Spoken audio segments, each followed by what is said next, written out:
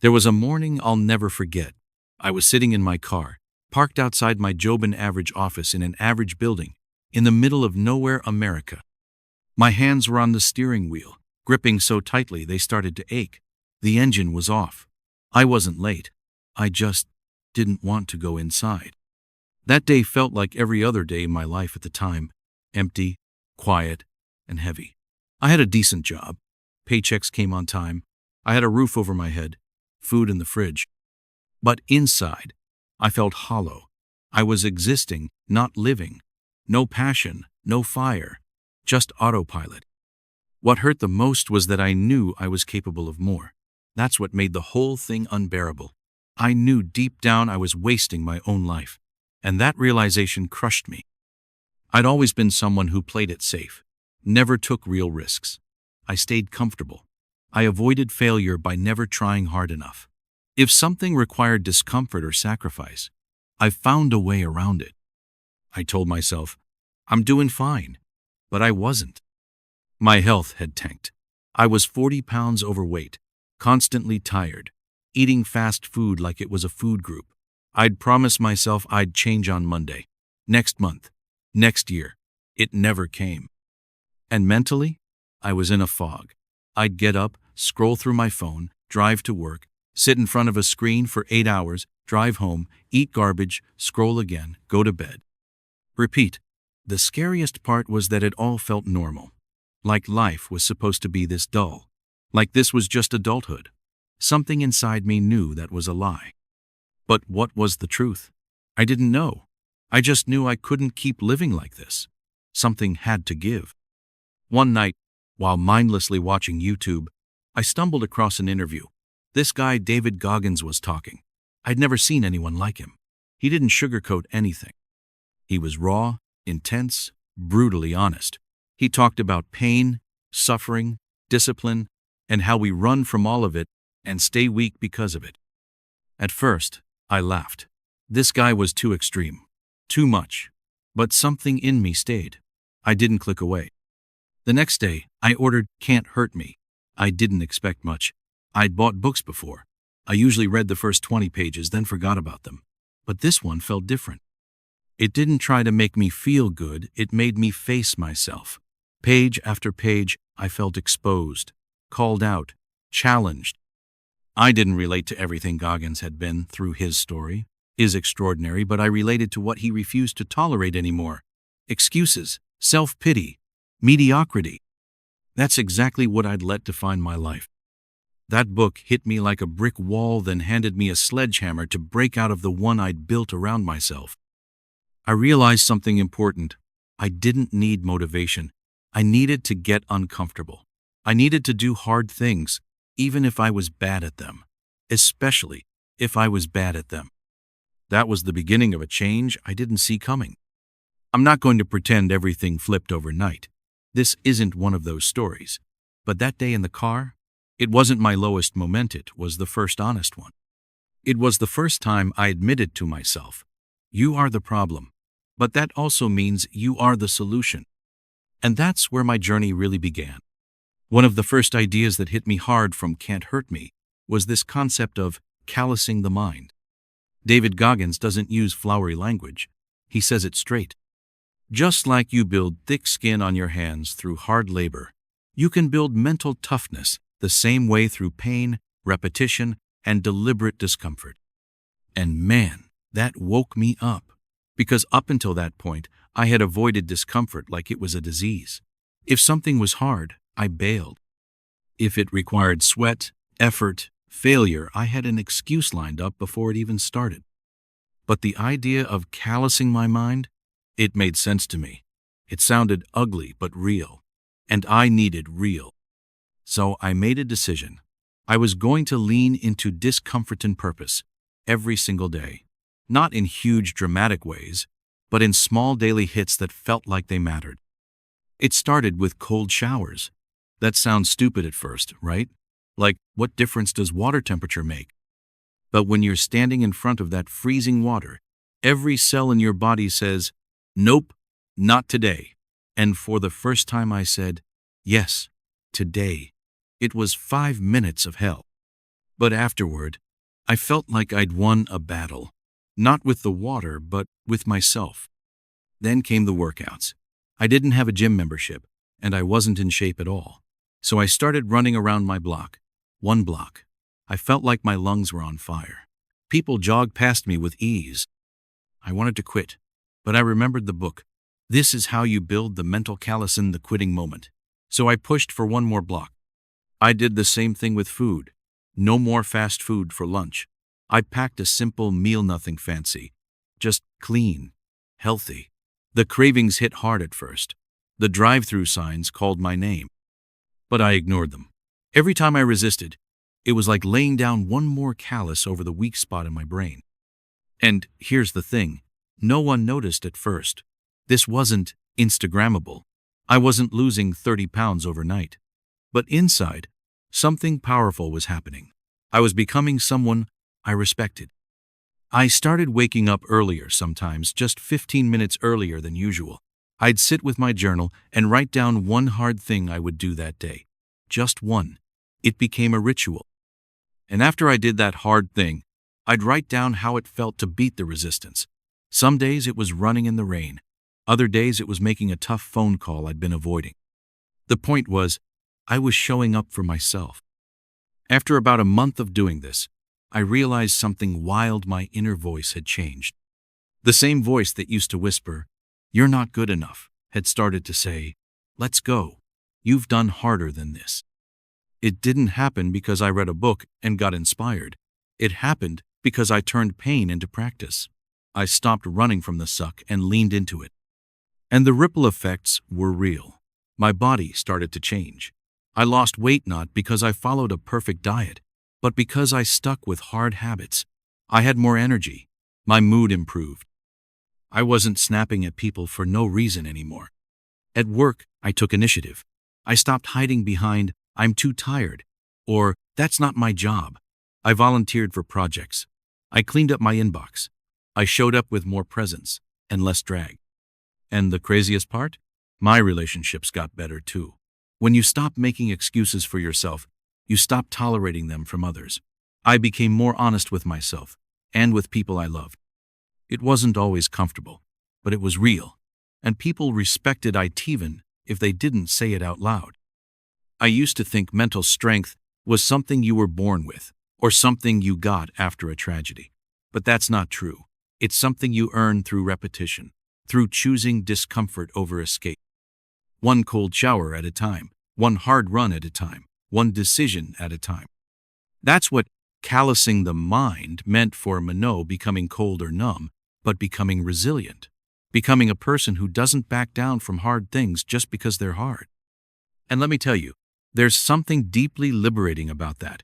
When you stop negotiating with your own weakness, when you choose discipline over ease, you become dangerous, in the best possible way. That lesson alone changed how I live my life. But it was just the beginning. There's a moment in the book where Goggins talks about staring into the mirror and being brutally honest with yourself. Not sugarcoating, not flattering, just facing the facts. He called it the accountability mirror. That concept stopped me cold. Because I realized I had been lying to myself for years, and I was doing it in subtle, almost invisible ways. You're doing your best. You've got time. Things will get better on their own. I'd tell myself these things in the mirror every morning. But deep down, I knew I wasn't trying hard. I was just surviving, coasting, avoiding, blaming circumstances, blaming the past, blaming luck, anything but me. So when I read about the accountability mirror, I knew exactly what I had to do, and it scared the hell out of me. I cleared a space on my bathroom mirror and bought a stack of sticky notes, not for affirmations, not for quotes, but for truths. On the first note, I wrote, "You're out of shape because you choose comfort." It stung. I wanted to argue with it. But I'm busy. But I've got responsibilities. No. The truth was, I was lazy with my health. I'd made convenience my god. That note stayed on the mirror. Next, I wrote, "You procrastinate and blame pressure." That was another punch in the gut. I realized I only performed when a deadline loomed, and even then, I delivered the bare minimum. not because I lacked talent, but because I feared being judged if I gave 100% and failed. That mindset was killing my growth. So I wrote it down and slapped it next to the first. I added more sticky notes as the days went on. Stop pretending scrolling is rest. No one owes you discipline. You owe it to yourself. You're not tired. You're untrained. It wasn't a pretty mirror. It didn't motivate me like some Instagram post, but it did something deeper. It held me accountable. Every morning and night, I stood in front of those notes and asked myself, are you fixing it or justifying it? And something wild began to happen. I stopped dodging hard conversations, especially with myself. I started small. I made a list of the things I was always putting off. Things like organizing my workspace, calling my dad back, updating my resume. Nothing life-shattering. But every one of them was a piece of clutter, mental or emotional, that I had been stepping over for months, and the more I ignored them, the heavier my life felt. So I tackled one item each day. Some days I failed. Some days I crushed it. But I always reported back to the Morono excuses. That mirror became my daily courtroom, and there was no hiding from the verdict. And let me tell you, once you build that habit of facing your own BS head-on, it leaks into every part of your life in the best possible way. I stopped blaming my manager for my career stagnation. I asked for feedback. I requested harder tasks. I offered to train new hires. It was awkward at first, but empowering. I realized I'd been hiding from growth under the excuse of, I'm just not being seen. The truth? I hadn't stepped forward. I also had a hard conversation with my girlfriend, one I'd avoided for months. I owned up to being emotionally distant, too self-absorbed, too reactive. And instead of giving excuses, I just admitted it. No, but I'm stressed. No, it's because of work. Just, you're right. I've been showing up halfway. That moment didn't fix everything, but it cracked something open. It created trust. Honesty became a foundation again. And you know what else changed? My relationship with failure. Before, when I messed up, I'd find 100 ways to rationalize it. Now, I just said, that was on me. And then I asked, so, what's the plan to fix it? That's the power of the accountability mirror. It doesn't let you wallow. It doesn't care if you're tired. It doesn't care about your excuses. It just asks, what now? And that question is what changed my life. Look, being honest with yourself isn't fun, but fake comfort doesn't create a real life. It creates delay. It creates regret. That mirror showed me that truth doesn't hurt nearly as much as staying stuck. Now, months later, some of those sticky notes are still on my mirror, but a few of them I've taken down, not because I gave up, but because I outgrew them. And that's a powerful feeling. I didn't need external validation. I needed internal confrontation. And every single breakthrough I've had since, it started right there, in the mirror, with one note, one truth, one decision to stop hiding. If there's one lesson from Can't Hurt Me that completely rewired how I saw myself, it was the 40% rule. David Goggins says that when your brain is telling you you're done, when you feel like you've hit your limit, you've actually only tapped into about 40% of your true capacity. The remaining 60% is still there, untouched, hidden under layers of comfort, fear, and mental quitting. When I first read that, I rolled my eyes. I thought, that sounds like a motivational quote on a gym wall. But the idea lingered. It nagged at me. And the more I thought about it, the more I realized how many times in my life I had stopped at, I can't, when the truth was I just didn't want to dig deeper. So I decided to test it. The first real test came on a rainy Sunday morning. I had challenged myself to run 2 miles without stopping. For someone else, that might sound easy. For me at the time, it was Everest. My lungs were weak, my legs heavy, and my mind filled with every excuse imaginable. It's wet out. Your knees hurt. You already ran yesterday. But that 40% idea kicked in. I was about a mile in, and my body was screaming. I instinctively slowed down, about to walk, about to quit. Then I heard this voice in my head, not Goggins, but mine repeating, "You're not done. You're just at 40%. So I kept running. Not because the pain disappeared, not because I suddenly got energy, but because I refused to listen to the first voice of comfort. And guess what? I finished the full 2 miles. Barely, but I did it. That moment hit me hard, because it wasn't just about running. It was about realizing how often I had been stopping at 40% in every other part of my life. At work, I'd hit resistance and say, "I've done enough." In relationships, I'd check out emotionally when things got hard. Even with creative projects, I'd abandon them halfway through because it wasn't flowing anymore. That day taught me something huge. The first wave of resistance is not the end, it's just the entry fee. So I started pushing further. I applied the 40% rule to my mornings. When I wanted to hit snooze, I didn't ask if I was tired. I asked, "Is this just your 40% talking?" I got up. I journaled. I trained, even when I didn't want to, especially when I didn't want to. I applied it to learning too. I'd always told myself I wasn't a reader. But the truth? I'd never pushed past that mental block. So I set a challenge. Read 10 pages a day. Not 5. Not when I feel like it. Every day. I didn't stop at the first sign of boredom or distraction. That's 40%. I went further. And you know what's crazy? Every time I pushed through that mental wall, something powerful happened. On the other side of "I can't" was this growing confidence, this voice that said, "See, you're capable of more than you thought." It spilled over into how I showed up with people too.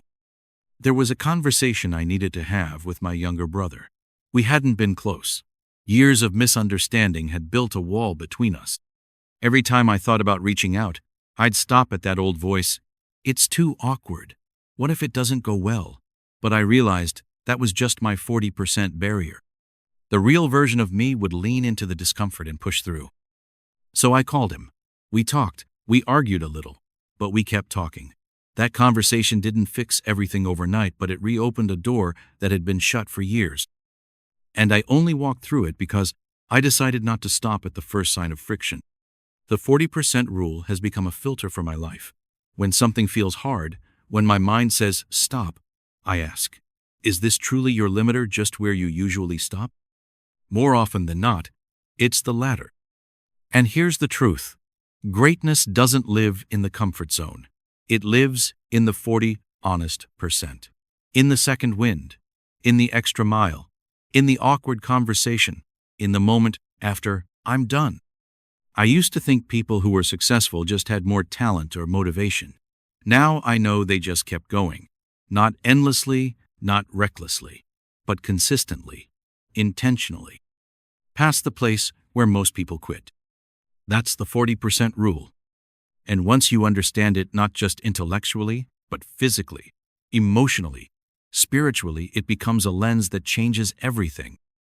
You stop waiting for motivation. You stop bargaining with excuses. You stop tapping out too early. And that, for me, was one of the most freeing realizations of all. There's one lesson in Can't Hurt Me that hit me differently because it wasn't just about discipline or performance. It was about pain and what we do with it. David Goggins talks about how pain, especially emotional pain, can be your most powerful fuel if you stop running from it. He doesn't romanticize it. He just lays it out. Most people let their pain break them. But some learn how to let it build them. I used to be someone who buried pain, covered it with distractions, ignored it with work, food, scrolling, entertainment. I pretended I'd moved on from things I never actually faced. I told myself, I'm okay, even though some nights I couldn't sleep without noise in the background because I didn't want to be alone with my thoughts. Reading that chapter about facing pain head-on felt like someone grabbed me by the collar and said, "No more hiding." So, one evening, I did something I hadn't done in years.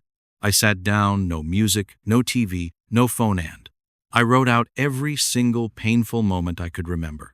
Not to wallow in it, not to play victim, but to look it in the eye. I wrote about the time I didn't stand up for myself in high school, and let someone walk all over me. I wrote about the years I stayed in a relationship where I was constantly made to feel not enough. I wrote about how I watched my parents struggle financially and silently told myself I'd never end up like that yet. Here I was, still living paycheck to paycheck with no plan. I wrote about the people I'd hurt, the dreams I'd abandoned, the goals I talked about but never moved on. Page after page. It was heavy, and honestly, it was embarrassing, but it was also cleansing. I saw patterns. I saw where pain had turned me passive, and I saw something else, too potential. Because buried in every one of those painful memories was energy I hadn't used, emotions I hadn't processed, lessons I hadn't learned. That's when I realized, this is your firewood. Stop wasting it. So I made a commitment. I would use my pain. I wouldn't let it rot in the past. I would drag it into the light and burn it to fuel my growth. That's when things started to shift.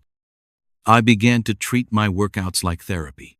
Every rep, every drop of sweat, I imagined I was burning off years of regret. Every time I didn't quit early, I told myself, this one's for the version of you that used to give up. When I worked on my side business, and the fear crept in, what if no one buys this? What if you fail again? I'd literally say out loud, good, let it scare you. Do it anyway. That fear, that was fuel too. One of the biggest shifts came when I started speaking more openly with people I cared about. I stopped pretending everything was fine. I told them the truth, not in a dramatic way, but in a real one. I said things like, hey, I've been struggling with feeling stuck, and I'm working on it. And you know what? People didn't push me away. They leaned in, they respected it, they shared back. Pain, when you face it, becomes connection. I stopped asking life to get easier. I started asking myself to get stronger. Not cold, not hard, not bitter, strong. Because pain isn't the enemy. Avoidance is. The crazy thing is, once I started using pain instead of escaping it, I began to feel free. I wasn't carrying it anymore. I was converting it. I was repurposing it. That's the thing no one tells you about transformation. It doesn't come from a place of comfort. It comes from a place of confrontation. The moment you stop blaming pain and start building with it, you change your trajectory. I'll be honest, there are still days I wake up and the old voices come creeping back. You'll never change. You're still the same weak version. But now, I smile. Because I know those voices are the echoes of pain I haven't fully burned yet. And I say, good, let's work. This isn't about revenge or proving people wrong. It's about proving to yourself that your past doesn't define you, but it can refine you. Your wounds, they're not just scars. They're reminders that you're still here, still breathing. And if you're still breathing, you've still got work to do, purpose to live, strength to build. Pain doesn't have to be a prison. It can be your power if you choose it. That was the final lesson that stuck with me from Can't Hurt Me, and honestly, it might have been the one that saved me. If you had met me a year ago and then saw me today, you'd still recognize my face, but everything else? Different. Not in some flashy, overnight success kind of way. I didn't win the lottery. I didn't get famous. But something much more powerful happened. I became someone I used to admire from afar. Someone I actually respected in the mirror. The biggest shift? How I wake up. I used to roll out of bed in a fog, check my phone, already behind on the day before I'd even started. Now, I get up with intention. Not because I'm some morning guru, but because I know the first battle of the day is against that comfort voice, the one that whispers, hit snooze. You deserve rest. And I learned to whisper back, you also deserve progress. So I get up. I write down my intentions. I move my body. I remind myself that discipline isn't a punishment, it's a privilege. And it's not just mornings. My whole mindset has changed. Before, I used to think life was happening to me. Now, I know I'm responsible for what I allow, what I tolerate, and what I build. I no longer wait for motivation, I work through resistance. I used to quit when things got uncomfortable. Now, discomfort is my compass. If something feels hard, it probably means I'm on the right path. I also became more present with myself and with others. I used to zone out a lot. Conversations felt like background noise. My brain was constantly somewhere else. But now, when I'm talking to someone I care about, I really see them. I listen. I respond with intention. And that shift? It's healed relationships I didn't even realize were cracked. My relationship with my family grew stronger. I started calling my parents more not out of obligation, but because I wanted to share what was happening inside me. I opened up to my younger brother. We started training together, texting back and forth about daily wins, daily struggles. We had something new in common. We were both trying to level up not for show, but for ourselves. Even my friends started noticing the difference. One of them asked me, "What changed, man? You seem sharper, more grounded." I didn't have a perfect answer. I just smiled and said, I stopped negotiating with the easy version of me. And then there was work. I didn't get promoted right away, but I started acting like someone who should be. I showed up earlier. I volunteered for things that scared me. I didn't coast through tasks, I attacked them. Not to impress anyone else, but because I was building something inside myself. A new standard. Eventually, things did shift. My boss started giving me more trust. I got put on bigger projects. And yeah, more income followed. But the bigger reward? I stopped dreading Mondays. I felt useful, capable, like I had momentum. And let's talk about health because it was one of my biggest battles. I dropped weight, not fast, but consistently. I cleaned up how I ate. I moved every day. But more than that, I stopped using food to escape emotions. I stopped rewarding stress with sugar and sadness with snacks. Instead, I rewarded progress with peace of mind. I used to chase quick comfort. Now I chase quiet pride. All these changes weren't about becoming perfect, they were about becoming real. I still mess up. I still have days where I want to skip the hard stuff. But now I know how to recognize that voice, and I know what to say to it. Looking back, it wasn't one single thing that changed everything. It was a series of small, gritty choices, cold showers, honest mirror talks, extra reps, hard runs, facing my past, pushing through fear, not quitting at 40%. Over time, those choices stacked up, and what they built wasn't just a better life. They built a better me. Not invincible, not untouchable, just unbreakable. Because now I know who I am. I've seen what I can survive, what I can overcome. And every day, I get the chance to prove it again. If you're still listening right now, I just want to say something directly to you, heart to heart. I don't know where you are in your life. Maybe you're stuck. Maybe you're tired. Maybe you're scared that this is as good as it's going to get. Or maybe you're like I was, an autopilot, functioning, but not fully alive. If that's where you are, I get it. I've been there. I know how heavy that place can feel. But here's what I learned: you don't have to stay there. The gap between who you are right now and the version of you that you could be, it's not as wide as it feels. You don't need to overhaul your whole life overnight. You just need to start with one hard thing today. Maybe that's getting up 30 minutes earlier. Maybe it's putting your phone down and going for a walk. Maybe it's saying no to comfort food and yes to a real meal. Maybe it's looking in the mirror and telling yourself one hard truth you've been avoiding. That's it. One act of discipline. One honest moment. One step forward. That's how it begins. And I'll be real with you, it's not always going to feel good. In fact, it might feel awkward, uncomfortable, even painful at first. But that's the point. That's where the growth lives. If you're waiting to feel ready or motivated, you might be waiting your whole life. But if you're willing to act before you feel ready, that's where you'll find momentum. That's where your life starts to shift. And when it does, you'll look back, just like I did, and realize you were never truly broken. You were just untrained, untested, unwilling, until you weren't. I want to leave you with this thought. No one is coming to save you, but you're also not alone. There are people like me, people just like you, who decided to stop playing small. who decided to lean into discomfort and use pain as fuel, who chose discipline over ease, growth over excuses. You can do the same, and I believe you will. So, if something in this episode resonated with you, if you felt seen, or challenged, or even a little convicted, I want to encourage you. Don't let it fade. Act on it. Right now. Write something down. Do one thing differently today. It doesn't have to be big, just has to be real.